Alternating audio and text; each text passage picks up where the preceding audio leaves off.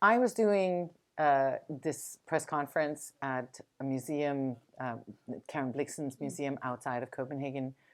And we did it there because it was for a TV series I'd done there called Liberty, which was also set in Africa. And I think, Africa, let's do it at the Karen Blixen Museum. And they have like a lot of events out there. And while I had, as a kid, like been absolutely obsessed with Seven Gothic Tales and later on also Winter's Tales, um, I had since sort of gotten like this feeling that, well, Karen Blixen, it was complicated because, colonialism and this fetishization of Africa, and I don't know.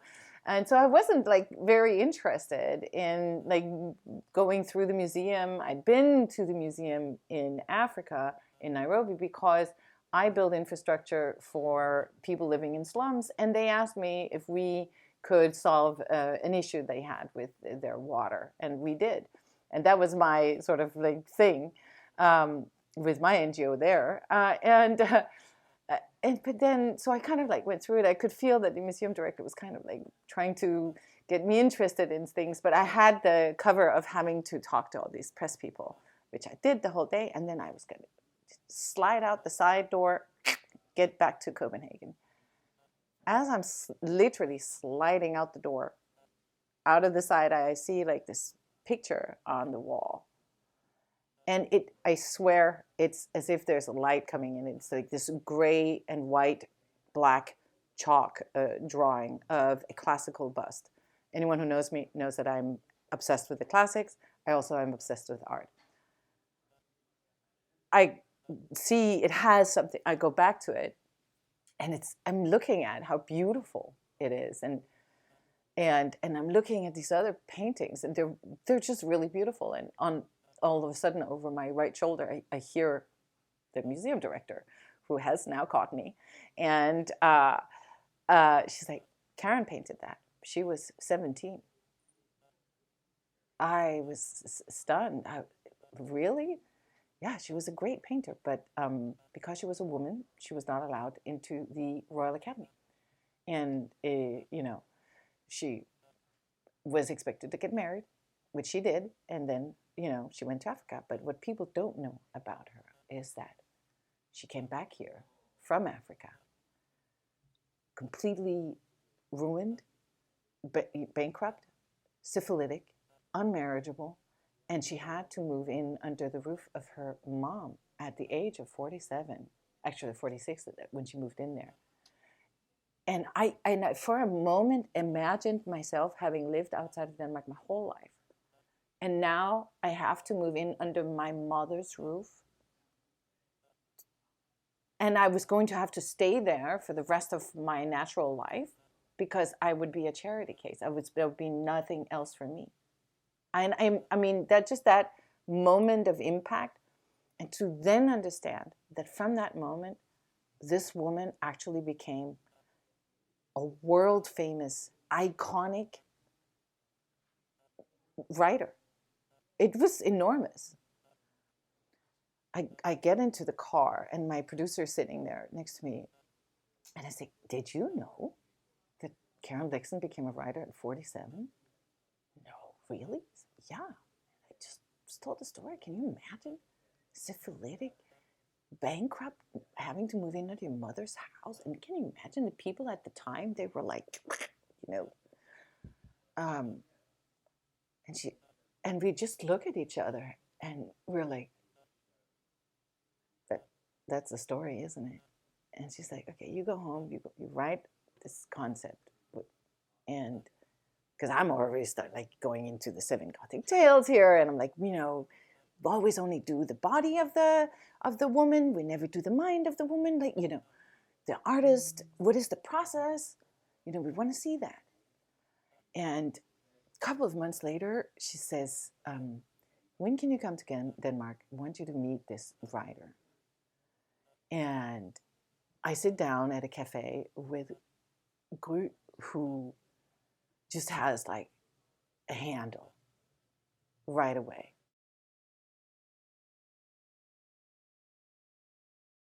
I think that her mystique took over. there was this mystique that was, definitely exacerbated by the film Out of Africa. And the film seemed to have like sort of told the story, period. But the film really tells the story that that in a way is part of that mystique of Karen Blixen, but also is perhaps a little bit the story that Karen wanted them to tell.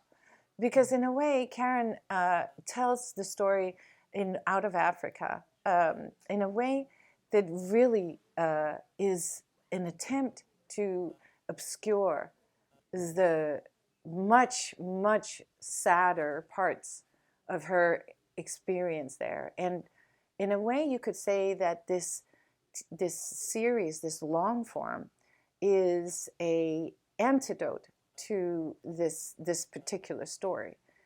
It is a way of revealing a woman who was in fact a great master at self-invention, and as an artist procured herself with an image, a brand that was so successful that I think that she herself contributed to the idea that the story was told.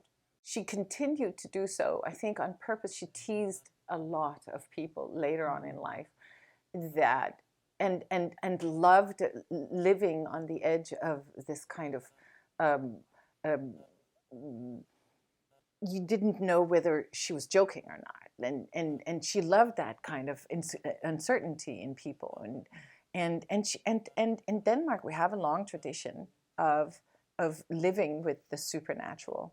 She too lived with the supernatural, and when Gry initially brought in the supernatural aspects into our story, I was like,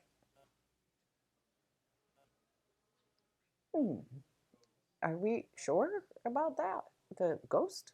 And I am so grateful that they didn't listen to my doubt at all, because it is one of the aspects that I actually loved the most when we were shooting the film. And I really feel that it brings the truth about about Karen home in a very odd way, by using fantasy and the supernatural.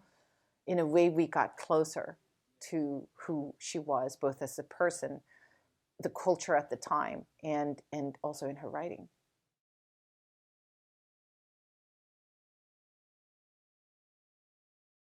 I was one of the first people to literally be a part of that. Also, like when we were doing Close to Me, where we brought in like Danish people living in Britain and so on, and just basically acknowledging that the world is now a globalized place, that people from all over the world live all over the world, that it's not just refugees or economic, expansive movements of people, but in our lives, we live and travel as living. It's part of life to travel now and to live in different places at different times. It's easier than ever before because of Airbnb, and so you now have what is absolutely truly true, that local is global, and I think that makes for immense democratization of culture and of dominant.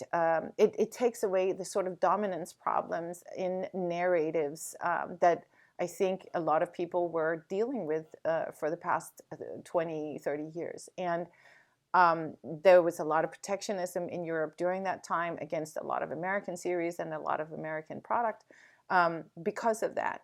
And now it's the opposite. Now you literally have American networks flooded with Spanish series, a Austrian series, a Danish, and I think that Denmark was actually part of breaking that monopoly, because I remember back when I was a young girl, there was a series called Monopoly, Matador, and actually that became a huge success in Germany because they looped their product, and so you kind of like have seen how the Danish series started becoming successful over the past 25 years. And then Dogma happened, and I think Dogma made it even more possible for Danes to make a fresh take on TV, while at the same time innovating the genre. I feel like the series has been allowed to exist entirely as its own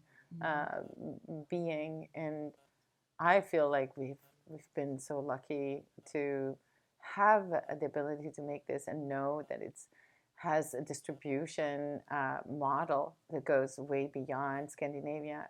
To me, that is a very, very important point. I went outside of Denmark as a young girl and became an actor in a foreign language to start with, because just like Karen Blixen, I've wanted access to the big audience, you know, from the beginning. And so for me, that Viaplay is able to expand its markets the way it does and is able to help us be seen by as many people as possible is a huge deal for us.